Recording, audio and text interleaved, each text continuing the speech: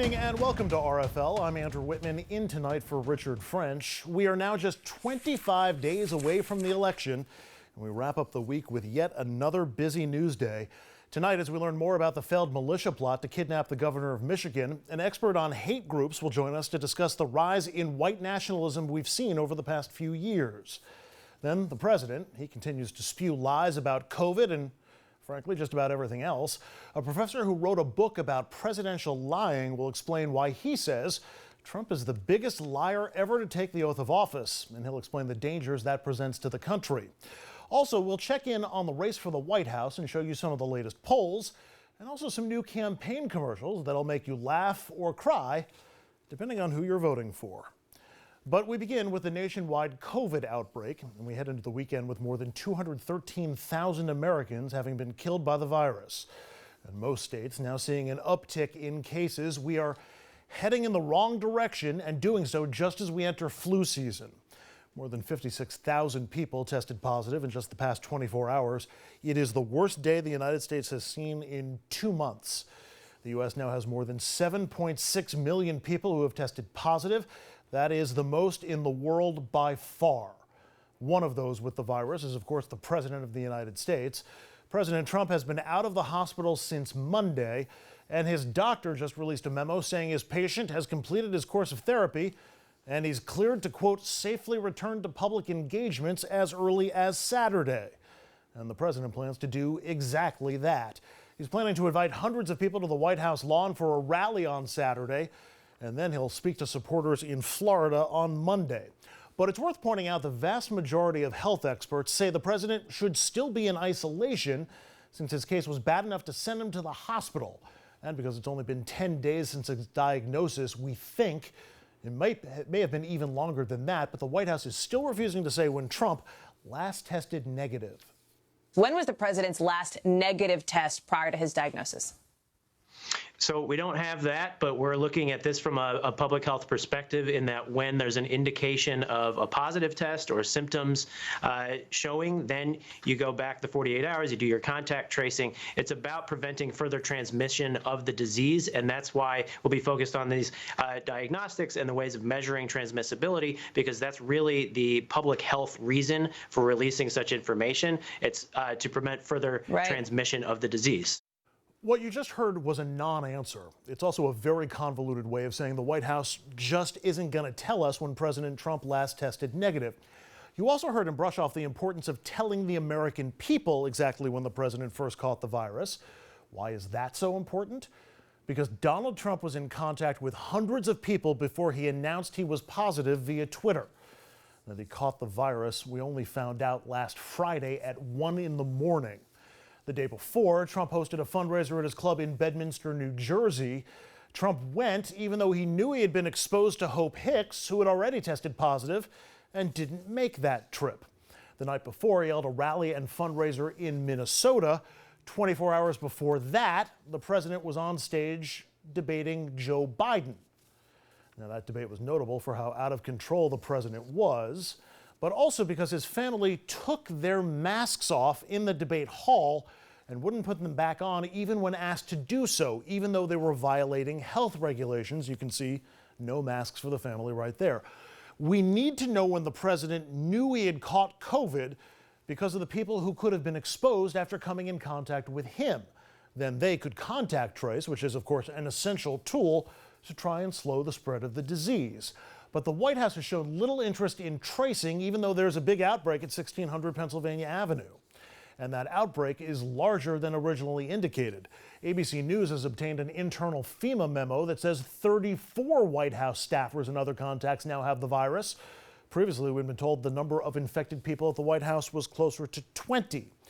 Even Mitch McConnell, the Senate Majority Leader, has been avoiding the White House for months. I haven't actually been to the White House since August the 6th, because my impression was their approach to how to handle this was different from mine and what I insisted that we do in the Senate, which is to wear a mask and practice social distancing. Good thing you stayed quiet about that until now. Let's bring in our guest. Congresswoman Eleanor Holmes Norton is a Democrat who represents the District of Columbia. Congresswoman, I want to begin with COVID rates in D.C. Like in much of the Northeast and the Mid-Atlantic, the city hit its peak daily case totals in April and May. Hadn't had a single day with 100 or more new cases since July. Then we got the White House event for Amy Coney Barrett, more than 30 people infected at the White House and a new COVID cluster. And this week, D.C.'s cases spiked over 100 per day on Tuesday again. Do you think the White House has caused a new wave of infections in your city?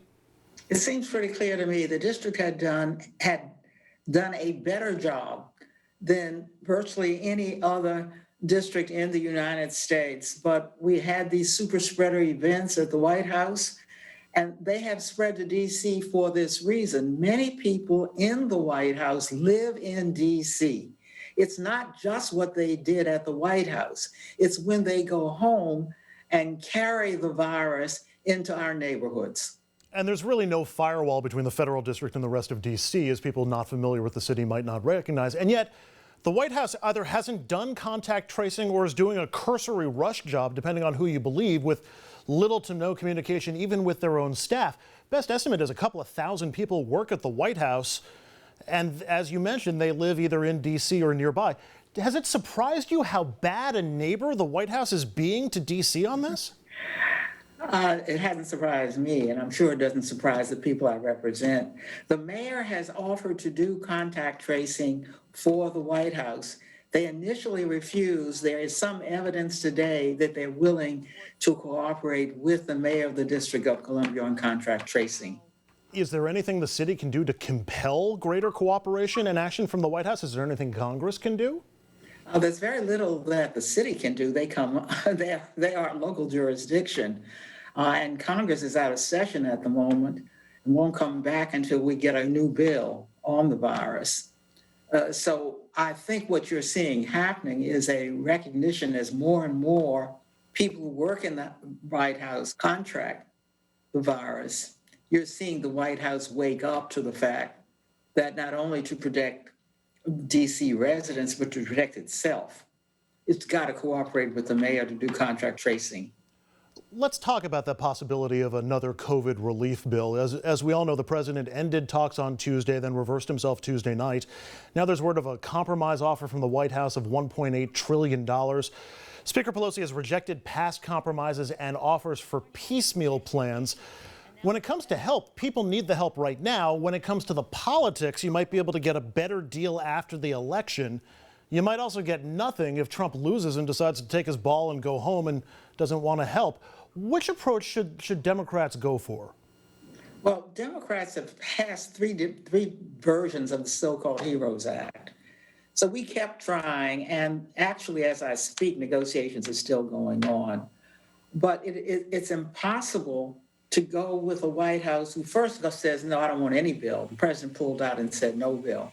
Then he's come back and said, we'll do a bill on airlines maybe, and a few other things. This makes it impossible to affect a real negotiating posture. I haven't looked to see where they are today. We believe that relief is extremely necessary. We believe, in fact, we know that the initial HEROES Act, which they found much too large, has enlarged in its need because of the delay. So the delay is simply making things work.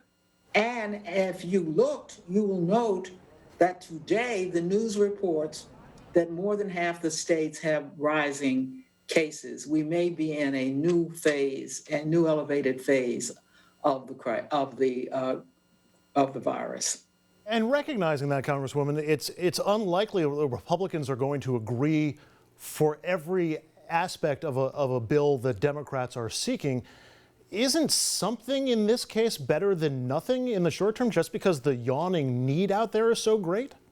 I would think so, but look what we had here. The Republicans passed a bill that was hardly a bill.